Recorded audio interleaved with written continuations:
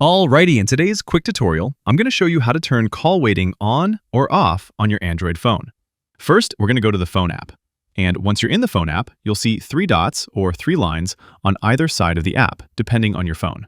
And you're going to tap those and then go to Settings. Then, within the phone app settings on a Samsung phone, you'd scroll down to Supplementary Services. And once that menu loads up, you'll see a toggle there for call waiting. And you could just flip that switch on or off.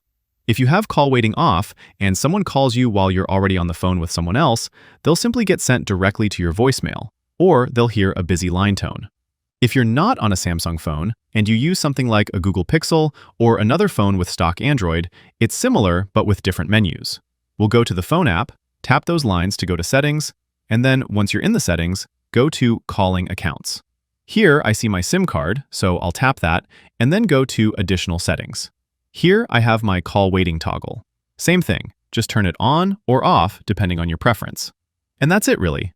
Click that like button if this video helped and subscribe for more. I post similar, straight-to-the-point guides almost every single day. Thanks all, until next time.